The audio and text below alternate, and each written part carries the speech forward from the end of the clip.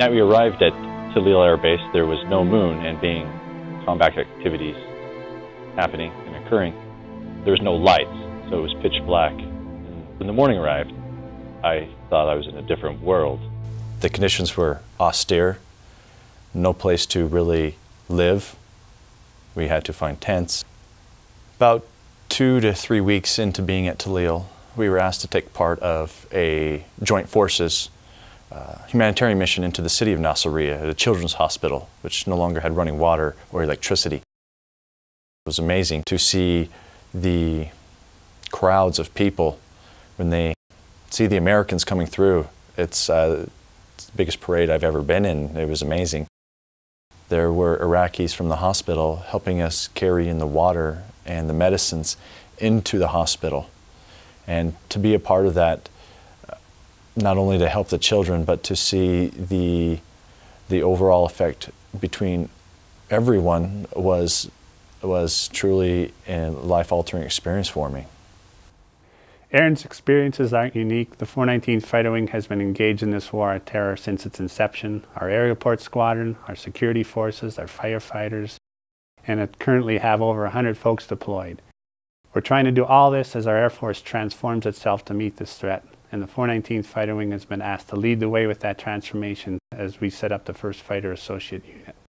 I think it's very important at this time as we reflect on our past, we realize the only constant in our past has been change. And rather than think of this as change, I think we need to look at it as an opportunity to shape our future. I'm confident our people will step to the plate and do a great job like they always have in the past.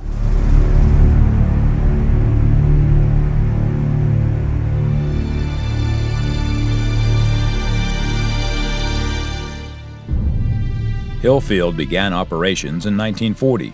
Throughout World War II, it served as one of the country's major air depots with over 22,000 personnel working around the clock to supply aircraft for the war effort. In 1947, the United States Air Force became an independent service, and Hillfield officially changed its name to Hill Air Force Base. On October 14, 1955, the U.S. Air Force Reserve came to Hill with the activation of the 313th Fighter Bomber Squadron. The unit had only 4 aircraft. I was called for an interview, and they sent me down to this unit that was just really forming. It was a flying reserve unit. And they had F-80s and T-33s. And they had a T-33 that had a landing gear problem and a safe flight. And the guy that interviewed me was the line chief. He wanted to know if I could pull gear ops and fix a T-33. I said, sure I could. He says, you're hired, because the pilots wanted to fly. In our office, our operations was in the 2nd story of the dormitory. You know, it was a 2-story dormitory. And that's where we were, our sleeping quarters were down below. We were issued a toolbox, a toolkit, and we didn't even have a place to lock those up. We parked our airplanes out on the ramp and sometimes out on the taxiway. And if we needed to bring an airplane in the hangar, we would have to negotiate with the people in Hangar 1, the big base hangar. Our reserve commander, Ben Clay was his name. Called him Bug Out Benny, because he was never there when we needed him. Well, as the unit progressed, we converted from F-80s and T-33s to F-84G models. We flew those for a little while. In 1958, we started hearing about a program called the ART program, Air Reserve Technician Program. We didn't know what it was, but we knew that it was going to happen. I was selected with another guy named Roger Nelson, and we were sworn in a ceremony which we were the first 2 ART employees.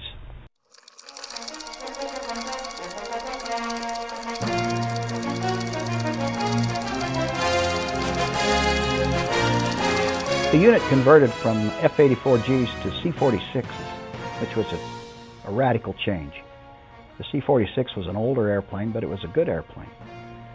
And we received, I don't know, 4 or 5, maybe 6 aircraft. We didn't do a lot of real-world work with the C-46. We just flew that for maybe a couple years or a year and a half. And then the C-119 program began.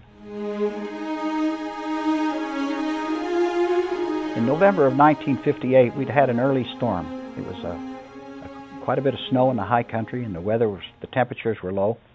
And we had a cross-country aircraft returning to Hill from Texas.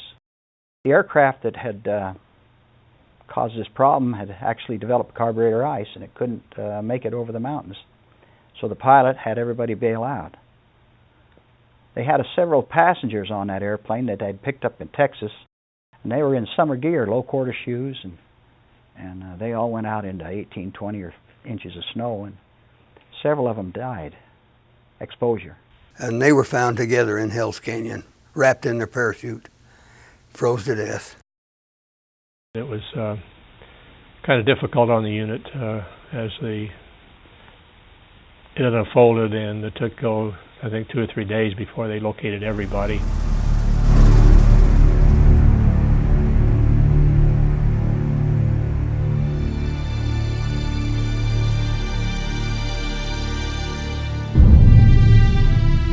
Probably fall or summer of '59, we had a big celebration, and we had some C-119s up there, and we put them in the hangar, and we took control of the hangar at that time. And we flew the C-119 for a number of years, and we always had missions all the time. We even did hay drops in the winter in Wyoming and Montana when the cattle were snowed in. And once a year, it started in the 119s, continued through the 124s. We had a local project of collecting toys and things of that nature, and we took them down to the Navajo reservations working through Albuquerque.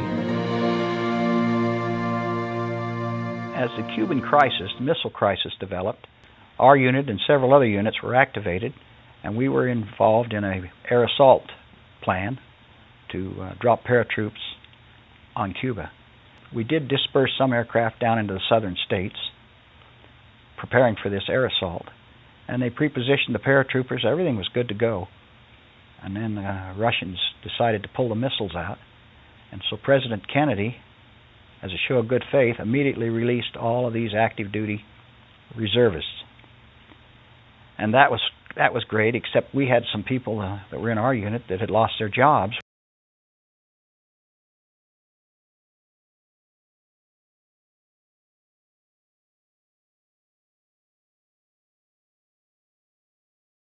C-124 was a big aircraft.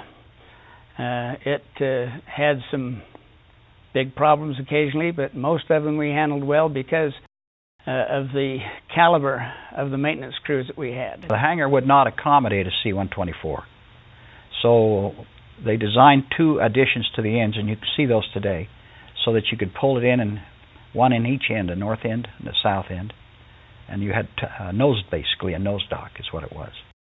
We were always in the Vietnam support era or mission. We usually had 2 aircraft out at any one time. We had an aircraft that was, again, Vietnam support, and they had a load of sheet metal, corrugated sheet metal on board. As they flew along, they lost an engine, and they were past the point of no return, so it was continue on to the next point, which I think was Wake Island. A short while later, they lost a second engine, which made a whole new story out of this event. They reported to center they'd lost the second engine. The center told them, okay, maintain airspeed, altitude, and don't jettison any cargo. And they said, which of those 3 would you like? And so they started down. They started throwing out everything that they could unstrap and unbolt or whatever. They threw out their bags. They threw out seats. Everything that wasn't nailed down went out the door. And they finally made it into Wake Island. Everything was okay at that point. But for the people who were on that flight, it was a very interesting, not unforgettable flight.